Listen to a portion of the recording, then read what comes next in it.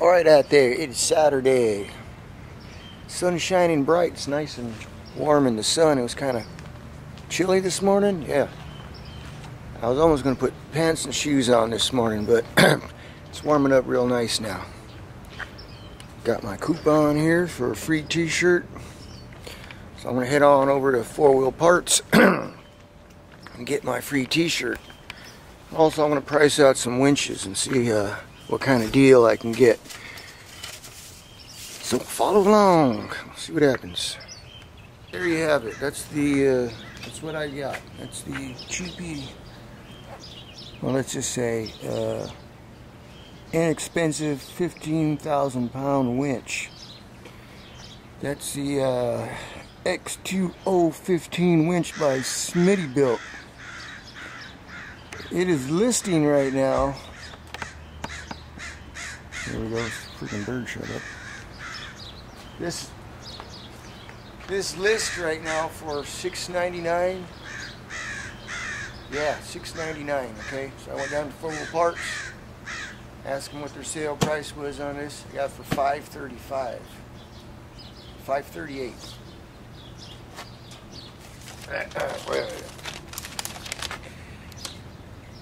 Yeah, $5.35 before taxes.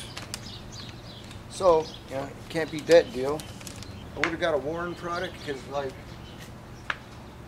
this is a made in China winch. I really didn't want any made in China junk, but a Warren winch is going for 15,000 pound Warren winch was going list priced for $1,800 up to $2,000 for the 15,000 pound Warren, which if I had the money I would have bought it, but when it's tight, work has been sporadic, on again, off again, so do what you got to do.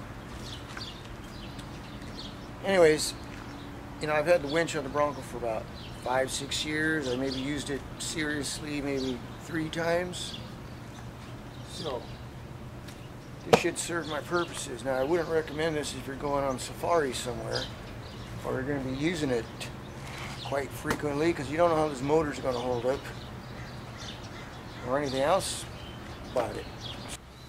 So this is a Warren hidden winch mount. This actually works. It's supposed to go with the factory bumper. Your factory bumper is supposed to cover this. I added all this other stuff to it because I didn't want to use the factory bumper. It actually moves your factory bumper out 5 inches, I believe, and moves it out to here. And then they sell this kit, I think, which is extra to fill the gap, and you're going to have. So what I did, I used half my factory bumper and built a bumper around the Warren winch mount. You can check my other videos. This is what you get from Warren. You get this mount for your winch, and you get the extension brackets for the for your tow hooks, and this extra brackets here, support brackets. Yeah, pretty well made, came with all good hardware and everything. I added all this steel here.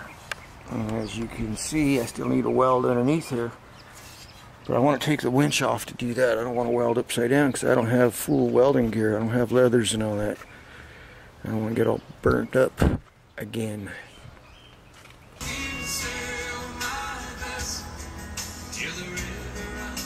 That's Prime Country on Sirius XM.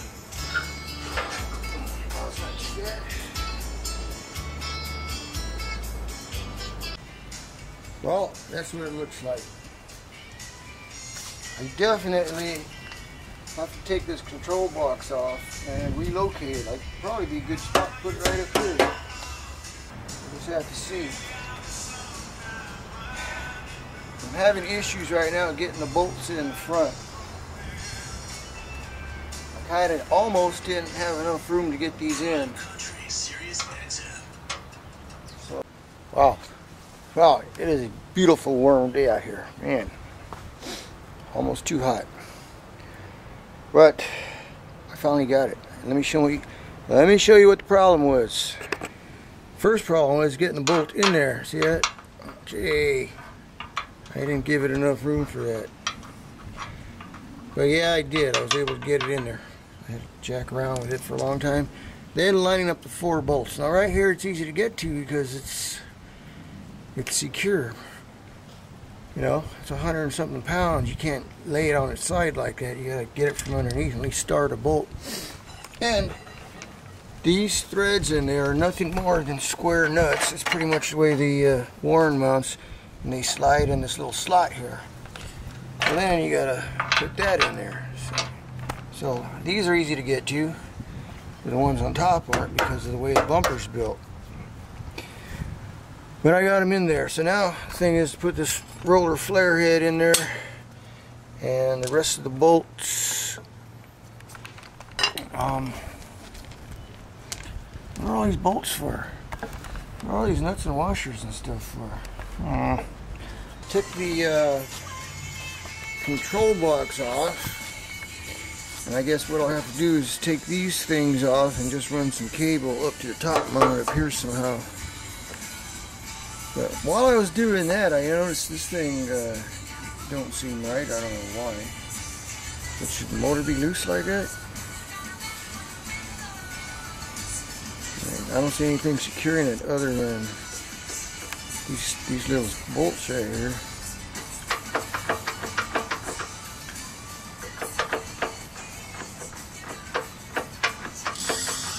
I don't know. Well, luckily somebody stopped by and helped me pick it up, put it on. I thought the easy part would be putting the bolts through, but fortunately, no.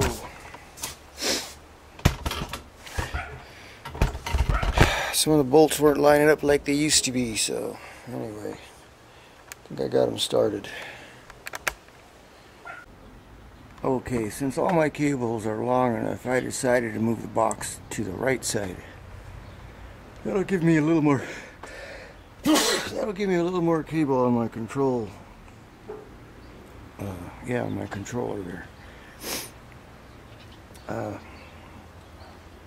Let's see. One of my cables, battery cables, was the right size because I got to move them from here and connect them to the motor. See, that one was the right size here. The other one was too long, so I cut the end off. Yeah, I cut about a foot off.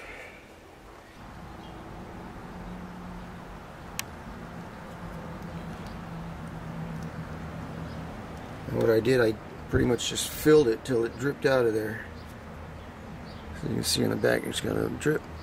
It should be full of solder. And this is rosin. Anyway, I think